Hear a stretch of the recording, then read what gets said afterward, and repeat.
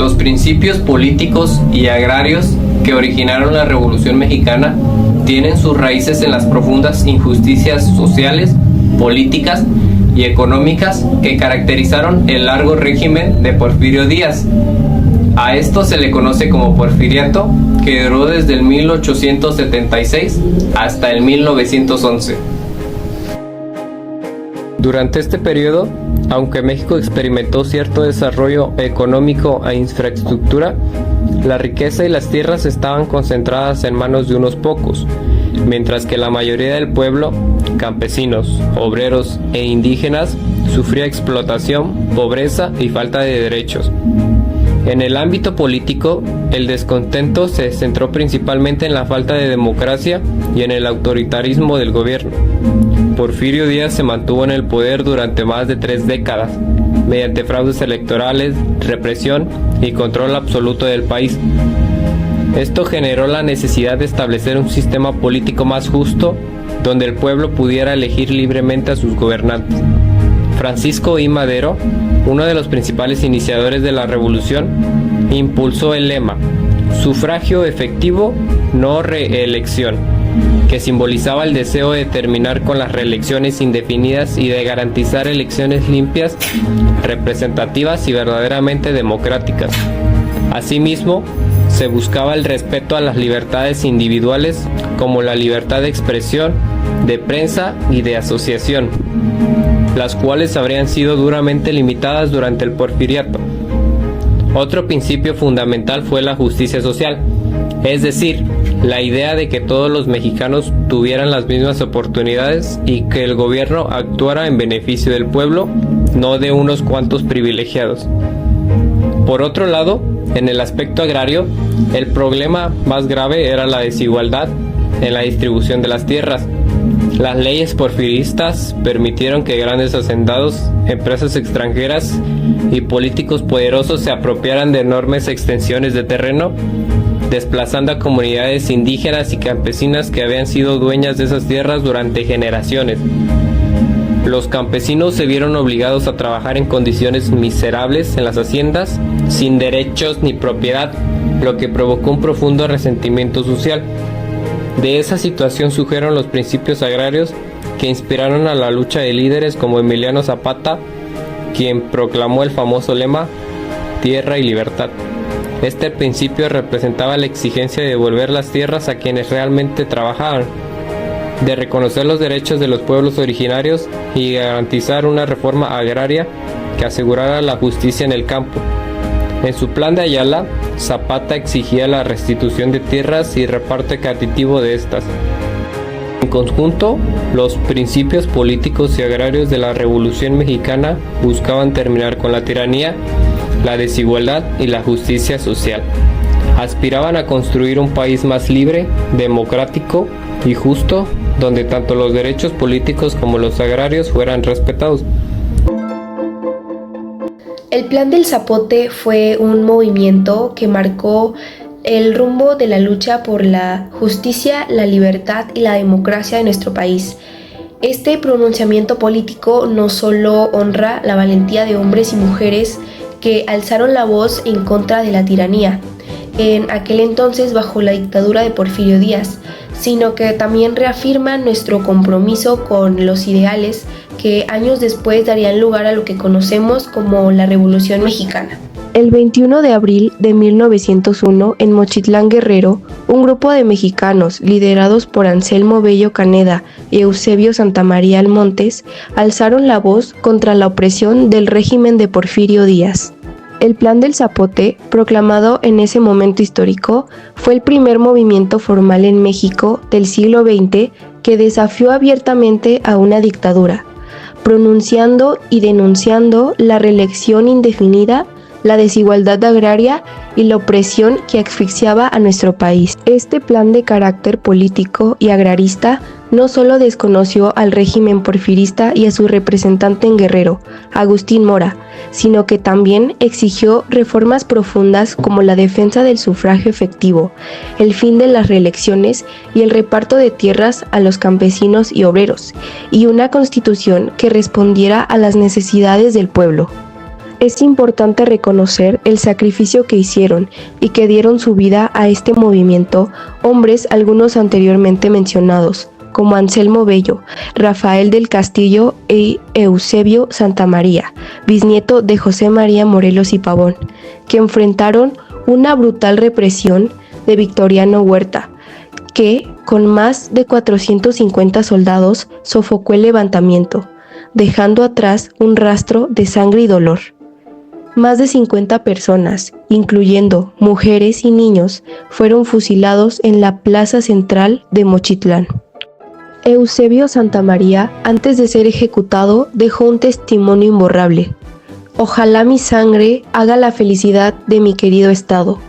Sus palabras hoy resuenan como eco de valentía, que nos inspira a seguir luchando por un México más justo. No menos importante es el papel de las mujeres, encabezadas por Luciana Jiménez, quienes desde su valentía apoyaron esta causa. Ellas, junto a los campesinos, obreros e intelectuales que firmaron el plan, demostraron que la lucha por la justicia no distingue género ni origen. El poder inscribir el Plan del Zapote afirma que Guerrero ha sido y será cuna de lucha por la libertad y la justicia. A inicios del siglo XX, la concentración de la tierra era extrema. Grandes haciendas y compañías se apropiaban de tierras comunales e indígenas. La modernización económica del porfiriato, gobierno de Porfirio Díaz, reforzó esa tendencia. En el estado de Morelos, la economía azucarera y los latifundios expulsaron a campesinos y comuneros. Ahí emergió el liderazgo campesino de Emiliano Zapata, ligado a demandas por restitución de tierras. Estas condiciones explican por qué la reforma agraria fue el núcleo del movimiento zapatista.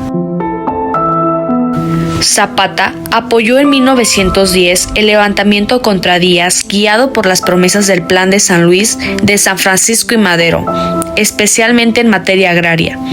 Tras la caída de Díaz, Madero fue presidente en noviembre de 1911, pero cuando Zapata pidió medidas concretas de tierras, Madero exigió el desarme de las fuerzas zapatistas como condición para negociar. Al sentir traicionadas las reformas prometidas, Zapata decidió desconocer a Madero y, con la ayuda del maestro Otilio Montaño, redactó el Plan de Ayala. El documento se hizo público el 28 de noviembre de 1911 en la villa de Ayala, Morelos. El Plan de Ayala fue principalmente obra de Emiliano Zapata y con la colaboración de Otilio Montaño, maestro y organizador local. Contiene un prólogo y 15 puntos principales con una posterior enmienda en 1914. Su lema y espíritu se resumen en fórmulas como libertad, justicia y ley, y en el llamado central a la restitución de tierras. En la memoria colectiva también quedó como consigna breve un círculo hacia los campesinos, tierra y libertad, frase asociada al discurso zapatista y otros movimientos agrarios. En junio de 1914, el plan fue enmendado para ajustar la condición política del movimiento tras desarrollos militares y rupturas.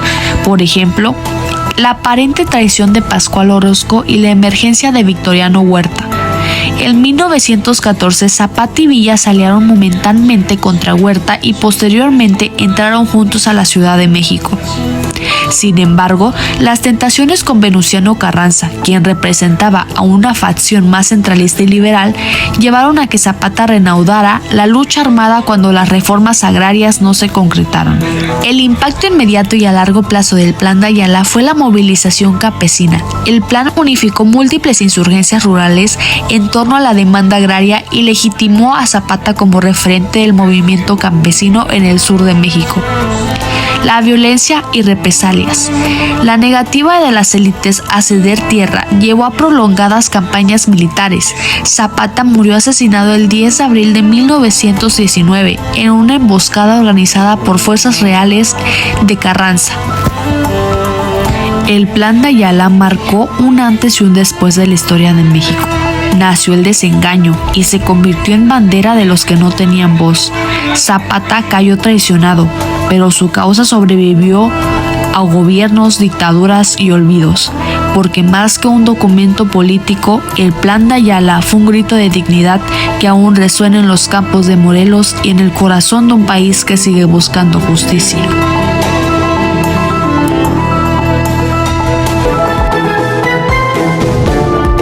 En México, a principios del siglo XX, la tierra era símbolo de poder y riqueza.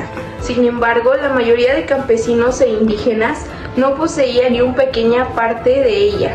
Trabajaban día y noche en haciendas ajenas sin derechos y con salarios miserables.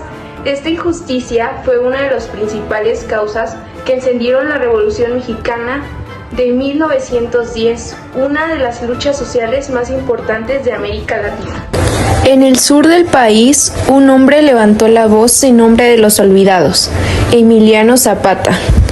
En 1911 proclamó el Plan de Ayala, documento en el cual exigía que las tierras fueran devueltas a los pueblos que las habían perdido. Su lema se convirtió en símbolo de justicia: la tierra es de quien la trabaja. Con esas palabras, Zapata inspiró a miles de campesinos a luchar por un México más justo y libre. Tras años de guerra, la Constitución de 1917 estableció en su artículo 27 que la nación tenía el derecho de distribuir la tierra para beneficios del pueblo. Sin embargo, durante años esa promesa tardó en cumplirse. Fue hasta el gobierno de Lázaro Cárdenas del Río en 1934 cuando el reparto agrario tomó verdadera fuerza. El cambio fue enorme, pero no todo fue fácil. Muchas tierras entregadas carecían de riego o herramientas o apoyo técnico. A pesar de ello, el reparto agrario marcó una transformación profunda en el campo mexicano. Nació una nueva identidad campesina basada en el trabajo, la comunidad y la justicia social. Bajo el liderazgo de Cárdenas, se entregó más de 18 millones de hectáreas a los campesinos. Así nacieron los ejidos, tierras de propiedad colectiva donde las comunidades podían trabajar y compartir los frutos de su esfuerzo. El reparto agrario no solo dio tierras, también esperanza. Las familias campesinas por fin se convirtieron en dueñas del sueldo que cultivaban desde generaciones atrás. Décadas después, el campo mexicano enfrentó nuevos desafíos. En 1992, el gobierno reformó el artículo 27, permitiendo vender los ejidos. Esto significó el fin oficial de los repartos agrarios y el inicio de nuevos conflictos. En 1994 surgió el Ejército Zapatista de Liberación Nacional en Chiapas. Su levantamiento recordó al país que la lucha por la tierra, la igualdad y la dignidad aún continuaban, siendo una de las transformaciones sociales más grandes en la historia de México. Cambió la estructura del país, dio voz a los campesinos y sembró las bases de la justicia rural. Aunque los tiempos han cambiado, en cada surco, en cada semilla, persiste el espíritu de aquellos que lucharon por un sueño. En México, en el año de 1915, tras la ley agraria, se separaban los tres principales tipos de tenencia de tierra, el cual sería el ejido, siguiendo la comunidad y por último la pequeña propiedad. En este caso hablaremos un poquito más sobre el término ejido. El término de ejido es creado desde un latinismo que viene de la palabra exit, significando salida, y antes siendo llamado éxido, refiriéndose a los terrenos que estaban afuera de los pueblos, siendo después cambiado a ejido y puesto el 6 de enero de 1915 en la ley agraria. La palabra ejido es un término para separar las tenencias de tierra, pero también es una figura jurídica que da espacio a una sociedad integrada por gente dedicada a la producción, pero no necesariamente usando la tierra, sino también abarcando otro tipo de producciones, haciendo así que la agricultura no sea su actividad primordial, como se podría llegar a pensar, sino teniendo muchas más actividades. El ejido está organizado a través de 3 subdivisiones principales o rangos de autoridad. El primero siendo la asamblea de ejidatarios, siendo la que tiene más autoridad, siguiendo el comisariado ejidal, ejecutando los acuerdos y administrando el ejido, y por último el consejo de vigilancia, que supervisa las acciones del comisariado. Ya teniendo bien definido lo que significa ejido, podemos concluir que la Ley Agraria de 1915 sirvió para la elaboración de artículos de la Constitución como lo son el artículo 27, donde se regula la propiedad de la tierra, el agua y recursos naturales, siendo estos de la nación y teniendo derecho de transmitir su dominio a particulares, o también teniendo el artículo 44, que establece la clasificación de las tierras ejidas por su destino, dividiéndolas en 3 categorías: tierras para el asentamiento humano, tierras de uso común y tierras parceladas.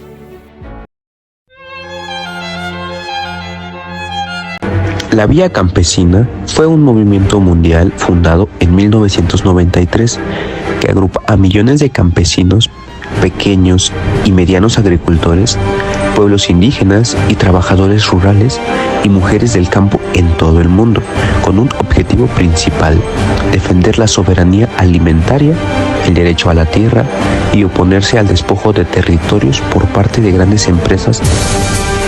Este movimiento está en más de 80 países alrededor de todo el mundo y ocurren por diferentes circunstancias, ya sea de que grandes empresas o inversionistas busquen quedarse con tierras para proyectos agrícolas, ganaderos, mineros o turísticos, o que haya expansión urbana o infraestructura, el crecimiento de ciudades o construcciones, carreteras, etc.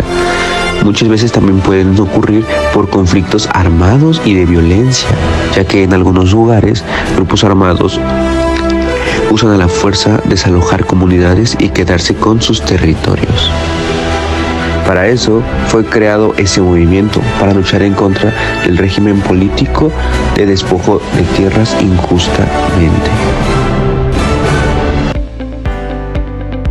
La soberanía alimentaria es el derecho de los pueblos a decidir sus propios sistemas alimentarios, qué cultivar, cómo hacerlo y para quién producir. Este movimiento nació de las manos campesinas, indígenas y rurales, que han alimentado al mundo por generaciones. Ellos defienden que la tierra, las semillas y el agua no deben ser controladas por grandes corporaciones, sino por las comunidades que las trabajan. La soberanía alimentaria no es solo tener comida suficiente, sino tener el poder de decidir sobre ella. Significa respetar la naturaleza, valorar el trabajo de quienes cultivan y proteger las tradiciones alimentarias que forman parte de nuestra identidad cultural.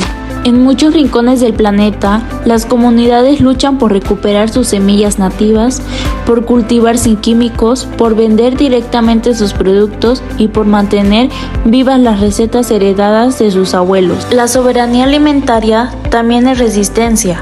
Resistencia frente al despojo de tierras, a la pérdida de biodiversidad y al modelo industrial que pone las ganancias por encima de la vida. Apostar por la soberanía alimentaria es apostar por un futuro más justo, más sostenible y más humano, porque el alimento no es una mercancía, es un derecho, y la tierra, el agua y las semillas son patrimonio de los pueblos, no de las empresas.